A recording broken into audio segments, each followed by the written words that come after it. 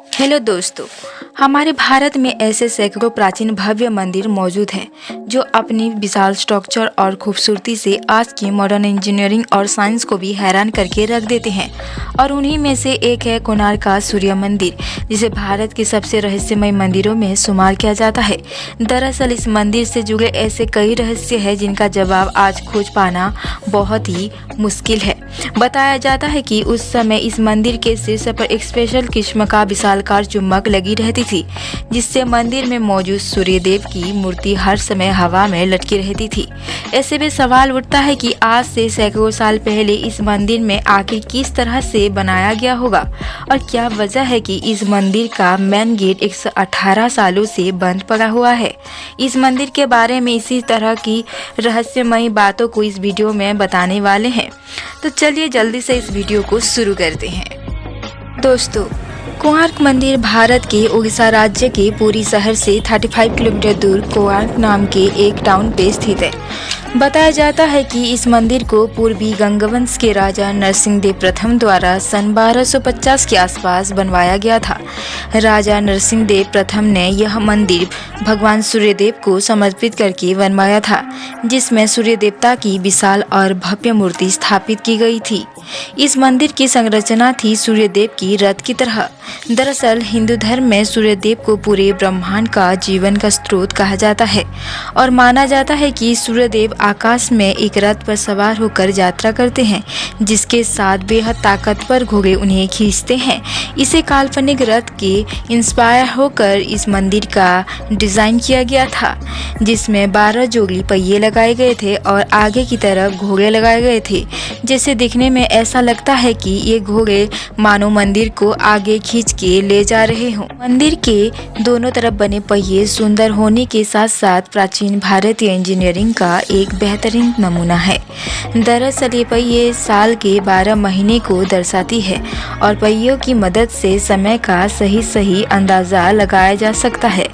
असल में यह एक ऐसे सनडायल का काम करता है जो सिर्फ घंटों की ही नहीं बल्कि मिनट और सेकंड तक का समय बताता है। अब जाहिर सी बात है कि उस समय घड़ियां तो थी ही नहीं, इसलिए लोग इन पहियों को देखकर ही समय का पता लगाया करते थे।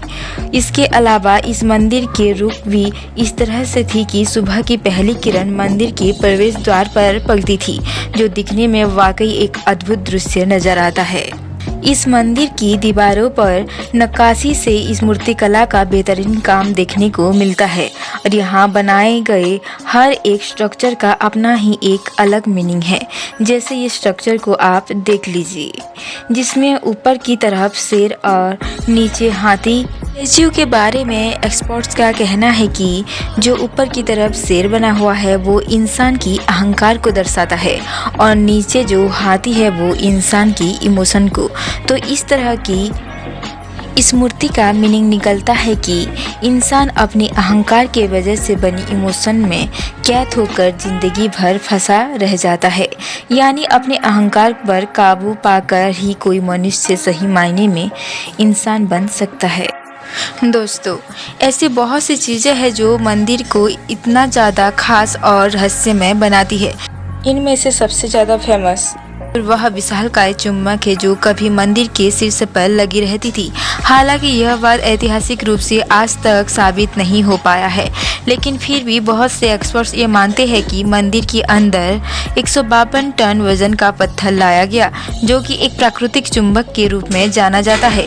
इस विशाल चुंबक के वजन से मंदिर के अंदर स्थापित की गई भगवान सूर्यदेव की मूर्ति हमेशा हवा में लटकी रहती थी और मूर्ति का इस तरह हवा में लटके रहना अपने आप में किसी अजूबे से कम नहीं है।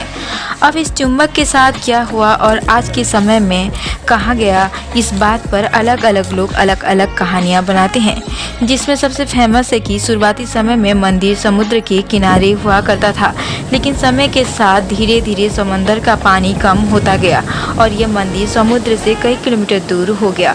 कहते हैं कि इस मंदिर में लगाया गया चुंबक, इस चुंबकीय स्टोन इतना स्ट्रॉन्ग स्ट्रॉन्ग था कि उसके वजन से समंदर में गुजरने वाली पानी जहाज़ों का कंपास काम करना बंद कर देता था, जिसके वजह से वो अपना दिशा भटक जाते थे। कहा जाता है कि पुर्तगाली नाविकों अपने जहाज़ों को बचाने के लिए इस मैग्नेट को और भगवान सूर्यदेव की प्रतिमा को अपने साथ ले गए थे, और इस तरह से इस मंदिर से इस मैग्नेट का निकालना ही इसके गिरने का असल वजह थी। जबकि कुछ एक्सपर्ट्स का ये मानना है कि इस मंदिर के स्ट्रक्चर को मजबूती देने और खड़ा रखने में इस मैग्नेट का बहुत बड़ा रोल था, क्योंकि इस मंदिर को बचाने में जो पत्थर इस्तेमाल किए गए थे उन पत्थरों की ब्लॉक्स के बीच लोहे के खंभे लगाई गई थी, ताकि मैग्नेट की पावर से सभी पत्थर अपनी जगह जमी रहे। ऐसे में जब मंदिर के ऊपर से इस मैग्नेट को निकाल दिया गया तो ऐसे में धीरे धीरे मंदिर नष्ट होता चला गया। और इसके अलावा कुछ लोग ये भी दावा करते हैं कि पुर्तगाली नाविकों ने नहीं बल्कि अन्य विदेशी आक्रमणकारियों ने ये सब किया था। इस मंदिर में स्थापित की गई मूर्तियों में से एक मूर्ति उड़ीसा के पुरी टेम्पल में आज भी स्थित है और एक मूर्ति दिल्ली के नेशनल म्यूजियम में रखी गई है।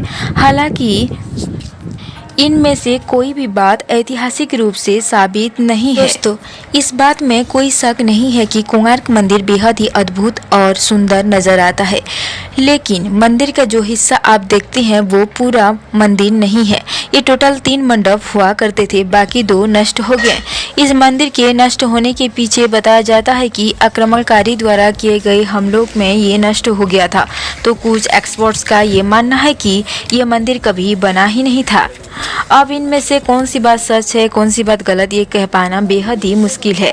कहा जाता है कि पहले ये मंदिर बहुत ऊंचा हुआ करता था, जिसमें लोग अपने नाव से ही इस मंदिर को देख लिया करते थे।